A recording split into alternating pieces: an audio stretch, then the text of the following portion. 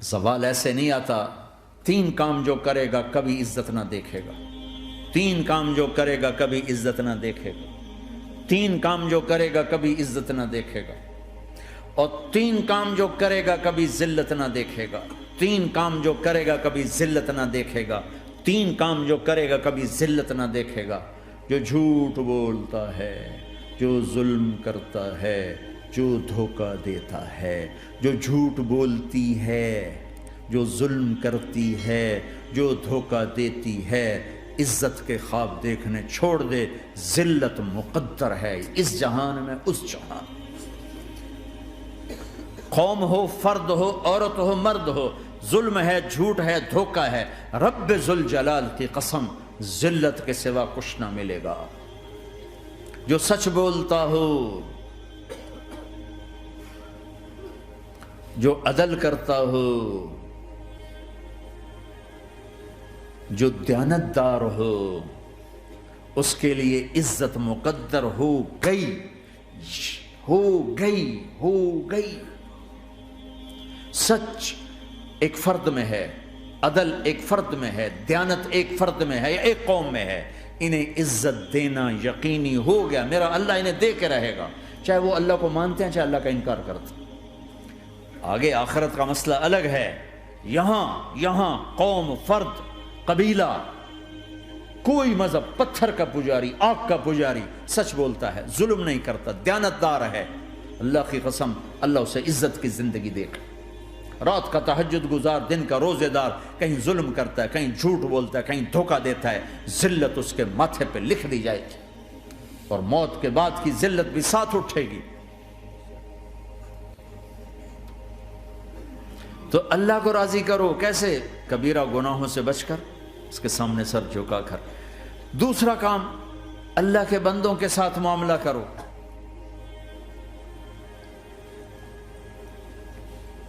سارا معاملہ 2 حدیثوں میں بتا دیتا ہوں. 2 حدیثوں کہ یہ 2 کام کر لو، ساری دنیا کے محبوب بن جاؤ گے. تمہارے گھر جنت بن جائیں گے. میاں بیوی میں محبت قائم ہو جائے گی، ساس بہو میں محبت ہو جائے گی، باپ بیٹے میں محبت ہو جائے گی، ماں بیٹی میں محبت ہو جائے گی، بھائی بھائی میں محبت ہو جائے گی. 2 کام کر لو. ان 2 میں سب کچھ چھپا ہوا ہے. میرے نبی نے فرمایا معاذ الا انبئک بملاک ھذا کلہ.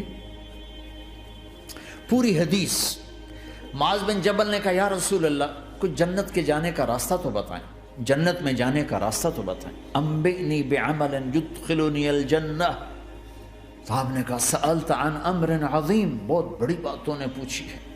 تقیم الصلاۃ المکتوبہ، تؤدی الصلاۃ المفروضہ، وتصوم رمضان، وتحج البیت. معاذ نماز پڑھنا، روزہ رکھنا، زکوٰۃ دینا اور حج کرنا. پھر آپ نے فرمایا ان شئت انباتک بابواب الجنت. اب اگر تو چاہے تو کچھ اور بتاؤں، جنت کے دروازے بتاؤں؟ کہ جی بتائیں. کہ الصوم جنہ، روزہ جہنم اور تیرے درمیان بیچ میں رکاوٹ بن جائے گا. الصدقۃ تطفئ الخطیہ، چھپ چھپ کے اللہ کے نام پہ دینا تیرے گناہوں کو دھو دے گا، پاک کر دے گا. وقیام الرجل فی جوف اللیل ابتغاء وجہ اللہ، اور رات کے اندھیرے میں کھڑے ہو کر اللہ سے باتیں کرنا. 2 نفل ہی پڑھ لیا کرو، کسی مرد عورت کا رات کے اندھیرے میں کھڑے ہو کے. پھر آپ نے کہا معاذ الا انبئک براس الامر وعمودہ وذروۃ سنامہ وبملاک ھذا کلہ. اے معاذ میں تمہیں اب سارے دین کا خلاصہ بتاؤں، سارے دین کا سرا بتاؤں، ستون بتاؤں. ایک روایت کے مطابق ستون بتاؤں، آخری چیز بتاؤں، آخری چیز بتاؤں. کہا جی ما ہوا جی تو مجھے دیکھنا سارے بھائی. تو آپ نے اپنی زبان نکالی اور اسے یوں پکڑا.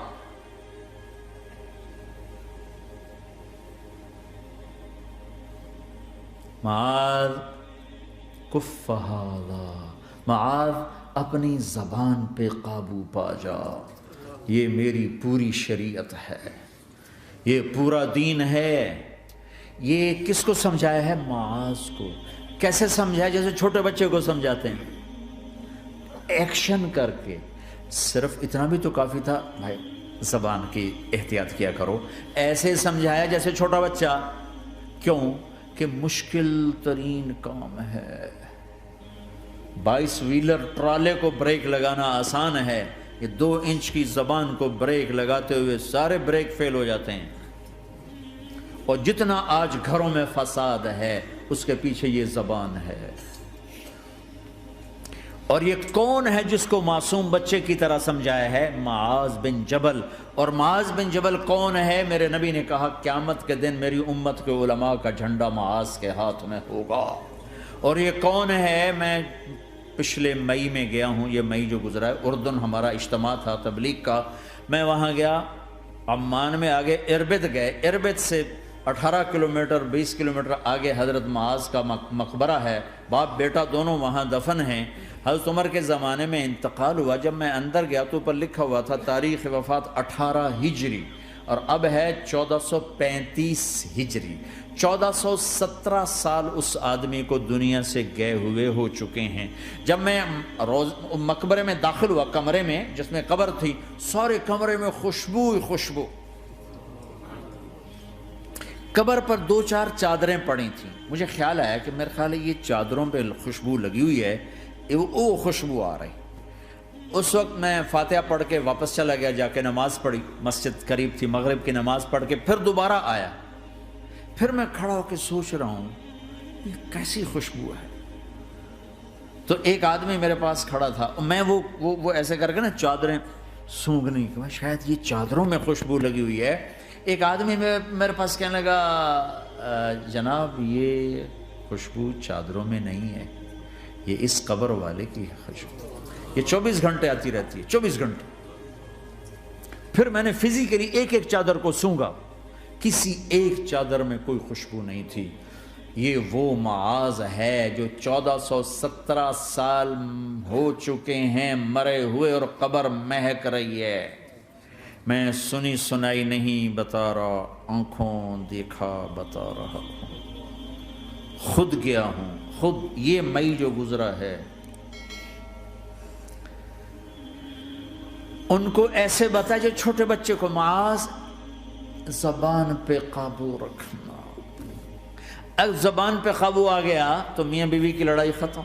اگر یہ تو ہو نہیں سکتا کہ اونچ نیچ نہ ہو، کبھی خامن تیز ہوگا تو بیوی زبان پہ قابو پا لے، کبھی بیوی تیز ہوگی خامن زبان پہ قابو پا لے۔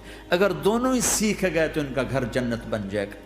کبھی ساس اکھڑے گی تو بہو چپ کر جائے، کبھی بہو اکھڑے گی تو ساس چپ کر جائے، کبھی باپ اکھڑے گا تو بیٹا چپ کر جائے، کبھی بیٹا اکھڑے گا تو باپ چپ کر جائے، دعویٰ نہ کرے کہ میں باپ ہوں میرے آگے بولتا ہے۔ انسان ہے، خطا ہوتی ہے۔ اگر آپ بھائی یہ پیچھے نیچے مستورات بھی ہیں، اپنی زبان پہ قابو پانا سیکھ لیں۔ کسی کو دکھ دینے والا بول نہ بولے۔ المسلم من سلم المسلمون من لسانہ و یدہ، آپ نے فرمایا مسلمان ہے ہی وہ، مسلمان ہے ہی وہ جو ہاتھ اور زبان سے کسی کو دکھ نہ پہنچائے۔